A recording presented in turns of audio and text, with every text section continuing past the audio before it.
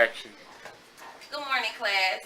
Today's standard is 5 NBT6 to find whole number quotients of whole numbers up to 4-digit dividends and 2-digit divisors using strategies based on place value, the properties of operation, and or relationship between multiplication and division. By the end of this lesson today, you will be able to illustrate and explain the calculations by using equations, rectangular arrays, and or area models. Today's focus is on area models. Do we have our notes journals out? Yes. Let's begin. The first question, you are going to watch me. Then we will begin to work together. Okay? Now, some of you all may remember the area model from 4th grade using multiplication. When we're using the area model with multiplication, we know that our factors and answers are typically from the length and the width.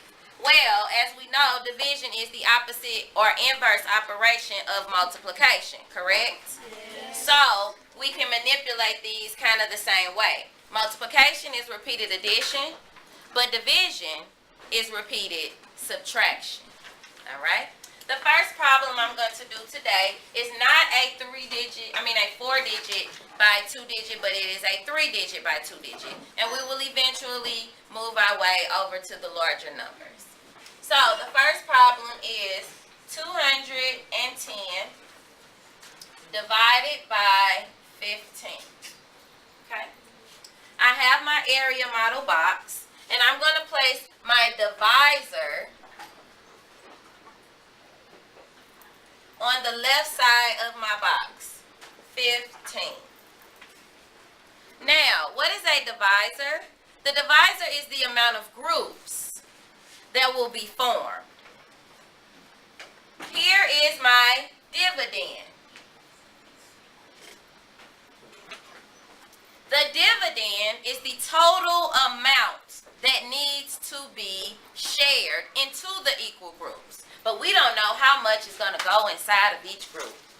So, I'm going to place my dividend in my first box, 210. And this is my first column of repeated subtraction. Now, I need to think of a number that I can multiply by 15 that won't go over 210, but not too small. So, remember we talked about compatible numbers. Numbers like 2, 5, 10, 20, 100, 50. So I'm going to try 10 first. Because I know if I multiply 15 times 10, I'm going to get 150. And that is close to 210, but not over 210.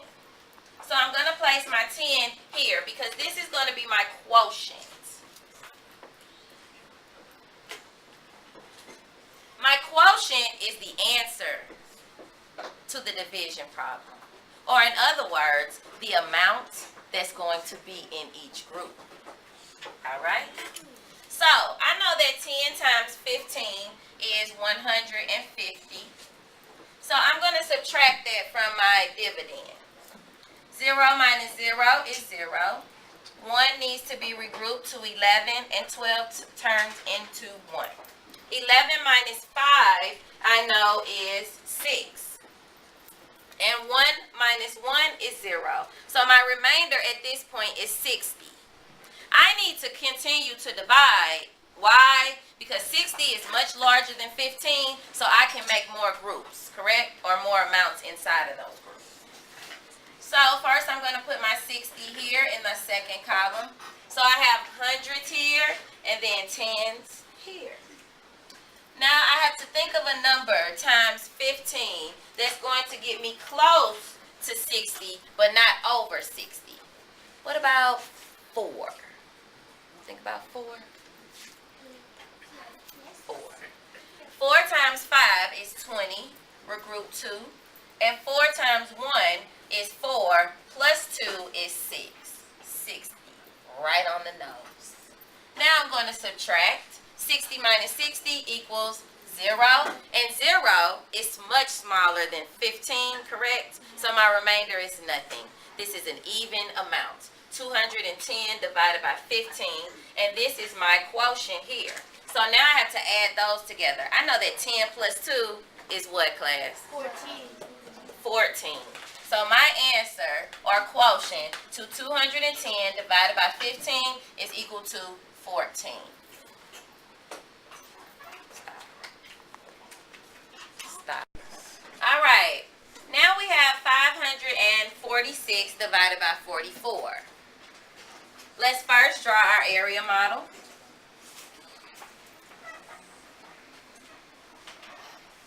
Our divisor goes on the outside, and inside is our 546, which is the dividend. Everyone with me? Yes. All right, what number did you guys use that you could multiply 44 by to get closest to 546 without going over?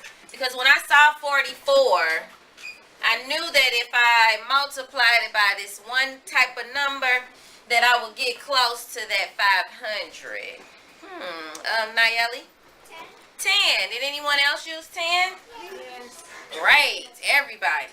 So my 10 is going to be my quotient, part of my quotient, correct? So 10 times 44, I know is what, class? 440. 440. Now I'm going to subtract my dividend from the 440, my partial quotient.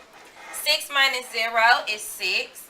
4 minus 4 is 0. And 5 minus 4 is 1. For a remainder of 106. Now, do I need to go on to the next box, or am I done?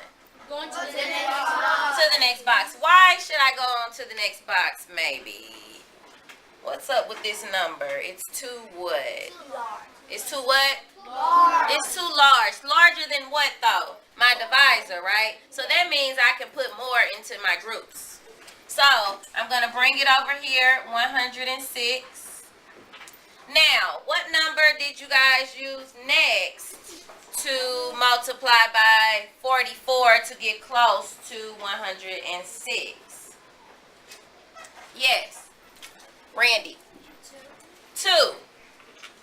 Now, I think Randy knows that 44, if I do that twice, I'm going to be around 80 something, right? Yes. And if I do it 3 times, it might take me over. Correct? So let's stick with the 2. I like that. So 2 times 4 is 8, and 2 times 40 is 80, for 88. 6 minus 8 needs to be regrouped to 16. This is 9, and this becomes 0. 16 minus 8 is what, class? 8. And 9 minus 8 is? 1. Now I have 18. Should I go on to the next box? No. No, why not? Because you're done. Why am I done? Because it's larger of the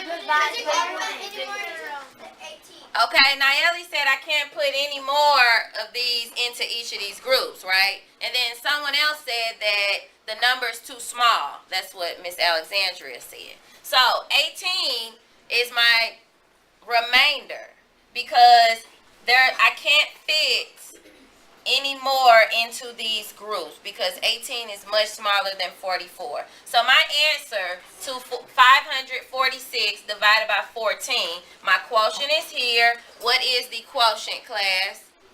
12. Is that it? No, and Remainder 18. So 546 divided by 44 is 12 with a remainder of 18.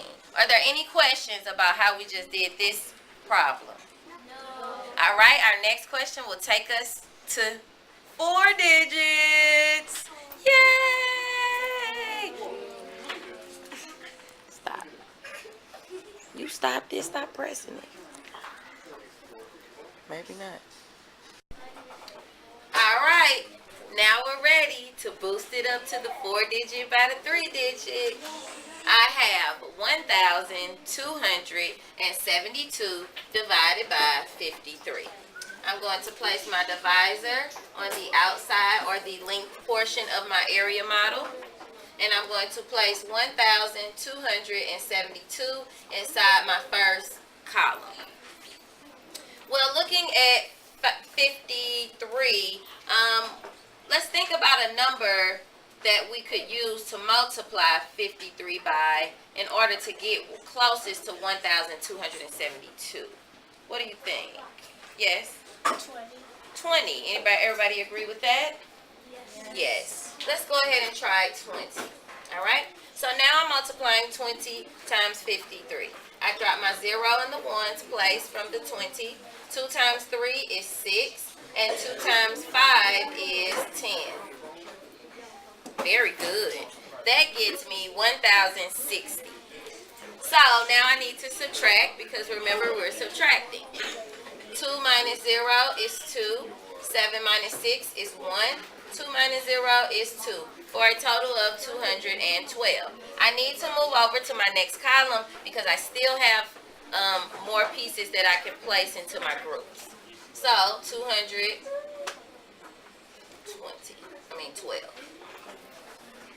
Now, let's remember that it's about 253s, a little bit over, to get 100 out of these.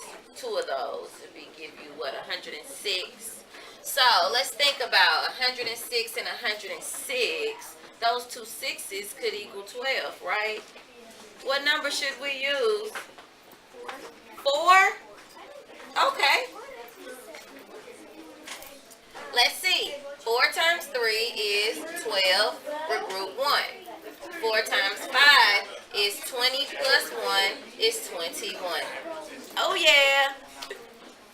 So now I have 212 minus 212, which equals 0. My answer or quotient is at the top, which is 20 plus 4, which equals 24. Is there a remainder?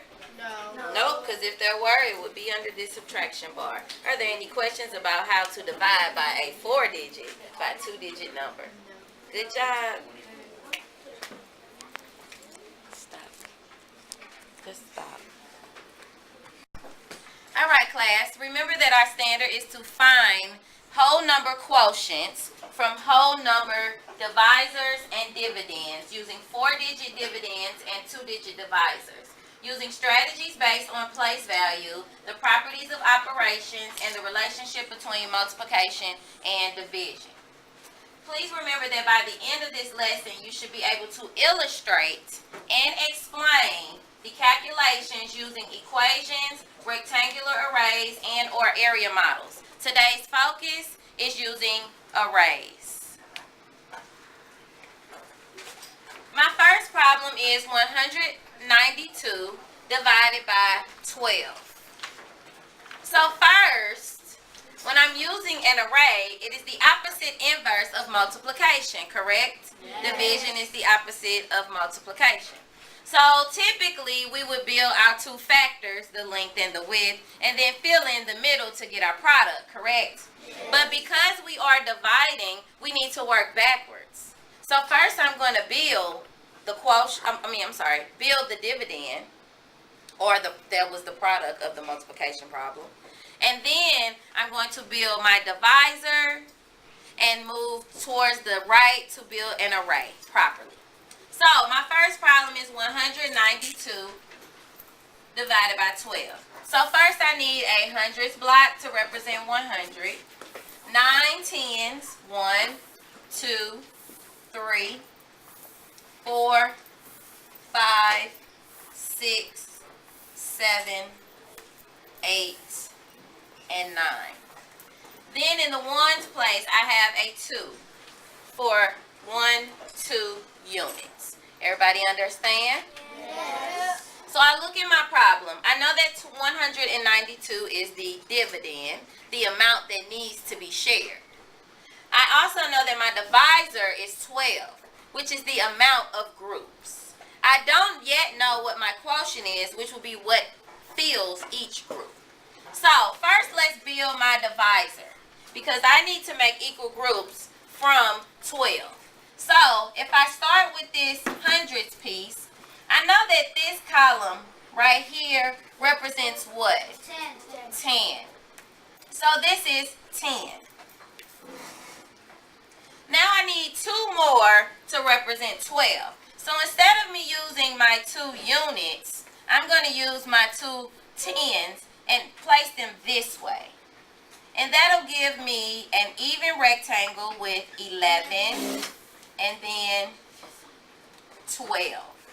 So I know that 10 and 2 equals 12, which is my divisor. Now I want to start building this way with my remaining pieces. So far I have 110 and 20, 130, 140, 150, 160. Now, I need to stop and think for a second because I have 3 more 10s left, but I only have 2 units that can only fill up this amount of space. So something needs to be regrouped. And when I regroup base 10 models, that means that I am breaking up a 10 into units. So let's take one of these 10s and break it up into 10 units, which would be ones, okay? So I'm going to take this and slide it over here and put in 1, 2, 3, 4, 5, 6, 7, 8, 9, 10. 1, 2, 3, 4, 5, 6, 7, 8, 9, and 10. Now I have 2 that I can place here.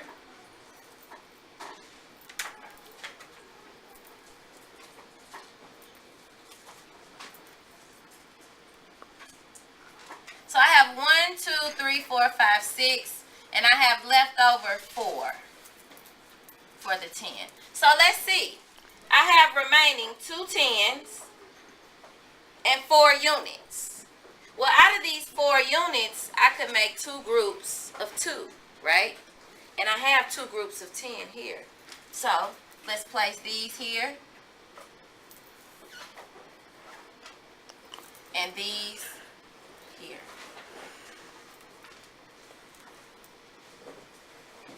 Now, I need to make sure that I used all 192 pieces. 100, 10, 20, 30, 40, 50, 60, 70, 80, 81, 82, 83, 84, 85, 86, 87, 88, 89, 90, 91, and 92. This is my dividend. This is my divisor. But Miss Owens, what is the quotient? Well, we know that when we use an array, we need to find the length and the width, right? That's our 2 factors, but we're missing the width. So, since we know that this is the length, then this here must represent our what? Quotient. So, let's count these. This row represents 10 plus 1, 2, 3, 4, 5, 6. 6. And 10 plus 6 equals what, class? 16. 16. And clearly 16 times 12 equals 192. We have used the opposite inverse operations of multiplication and division. We have represented using base 10 models. And now I'll show you how to draw. So if I needed to draw this in my journal, the square represents my hundreds and this line represents my tens. So I would draw it just like this. 1, 2, 3, 4, 5, 6.